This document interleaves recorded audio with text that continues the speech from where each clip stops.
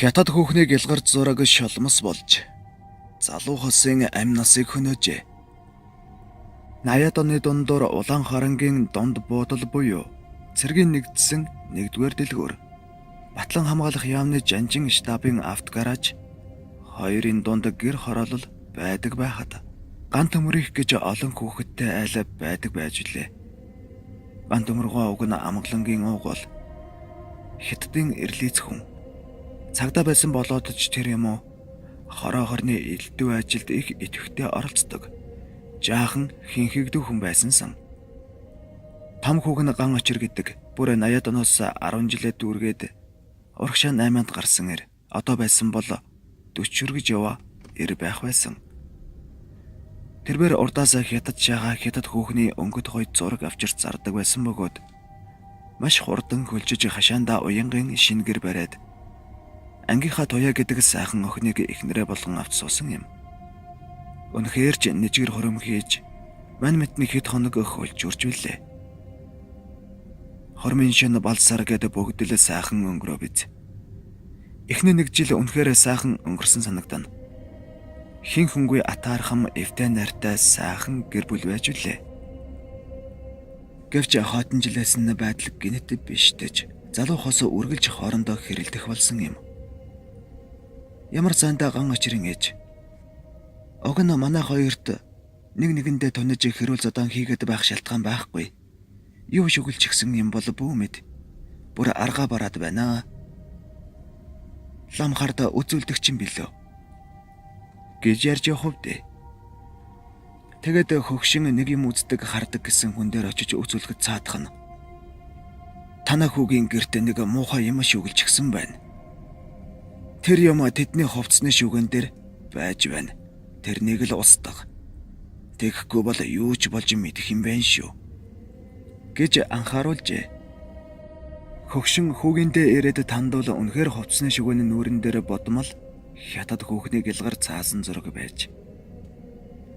Их сайн насан байсан болоод ч тэрөө хөгшин зургийг хуулж дийлээгүй байж.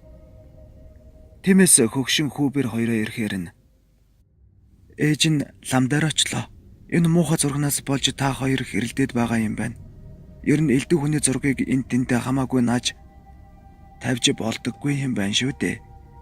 Ядаж толгойд ирчин юм гэж хэлжээ. Тэгэхэд ган очор ээж дандаа л элдв худлаа юм ярьж байх юм. Ийм зураг ямар ганц манад байгаа биш. Айл болгонд л байдаг. Зүгээр байгаа юм байж л байг. Ямар хоол хорох биш. Гэт огт тоогоогүй юм санаж. Хөгшин маргааш өдөр нь хүүгээ ажилдаа явсан хоогоор гэрт нь оруулаа бэрн нөгөө хүүхний зургийг хутгаар хусаад зогсож байв. Үүнийг хараад хөгшин авааш дэминий охин хаяач олов хүний үг авч байвал зүгээр дээ гэж баярлан хэлэхэд бэрн ээжээ урчин би хар дар зүүдлээд зүүдэнд маань энэ зураг шоломсны зураг болж харагдаад ерөөсөө унтаж чадсангүй. Цаадгыг чинь уурлна гэж бодоод ажилдаа явсан хан арилгаж байна. Ерөөсөө энэ зургийг байсан цагт би тайван унтаж чадахгүй байхаа. Хамаагүй хусгаараа шүүгэн дээр зураас гарчих гээд байх юм гэж хэлжээ. Тэгээд хоёул хамжиж байж зургийг хусж арилгасан ч шүүгэн дээр үл ялэг хідэн зураас үлдсэн байна. Гэтэл ган очор орой гэртээ ирээд бөөн хэрүүлдэгдээж. Тэрээр зүгээр байгаа юмар оролдож яах гэсэн болов вэ? Шүүгэн дээр зураас гаргаад хайчихсан байна.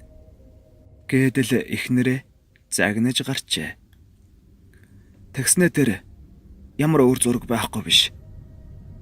Гэд нөгөө арай хийж хусаж арилгасан зургийн ижлийг гаргаад ийм муухай шүүгээтэй байснаас хуучнараа байсан дээр гэд дахин бат бөх гихч наажрахчээ. Энэ өдрөөс хойш ган очор туяа хоёрын хэрүүлээ бүр гарч мөнхийн мэд үргэлжлэх болсон төдийгүй ган очор эхнэрээ хөхнөц болтол нь зоддог болсон гэлцдэг. Туяа бүр аргаа бараада хатам ихтэй хандаж ээжээ би шинэ бүр 50 унтж чадгаа байлаа. Нөгөө муухай зурагч нь шулмас болж харагдаад Нэг бол тогоосоо харжигнаад их эвгүй байх юм. Ганаад хэлэхээр чиний мэдрэл муудаж байгаа бах эмчид очиж үзүүлгээд огт тоохгүй юм. Та нөгөө лам дээр очиж арга чарга байвал хийлгээд өгөөч гэж гуйжээ.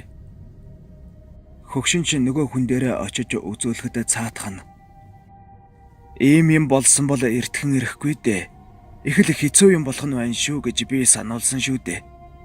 Гэд ууттай элэс будаа өгч. Энийг цаад хоёроо эзэгүүд гэрт нь орж цацаад энэ тарныг уншаарай гэд тарнын хідэн мөрө бичиж өгчээ. Хөгшин ороотож гэртээ ирсэн тул маргаашил болохоос гэж бодоод тэр шөндөө тайван унтжээ. Харамсалтай нь хөгшин бэр хоёр ороодсон байсан юм. Тэр шин нэг согтуу жолооч зээл 130 машинаар ган очирын гэрийнх нь араас дайрч залуу хос амнасаа алдсан байв. Хашааг нь химэх дайраад гэрийг нь няцлаад хайчихсан байсныг бодоход их л хурдтай явсан бололтой. Харин хөгшин одоо ч амьд байгаа бөгөөд дээрх явдлыг зүрх шимширэн ярьдаг юм.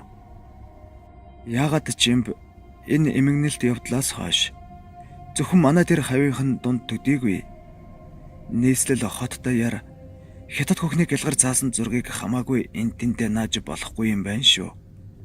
Шолмос болдог гин гэх яриа тархаж үлээ.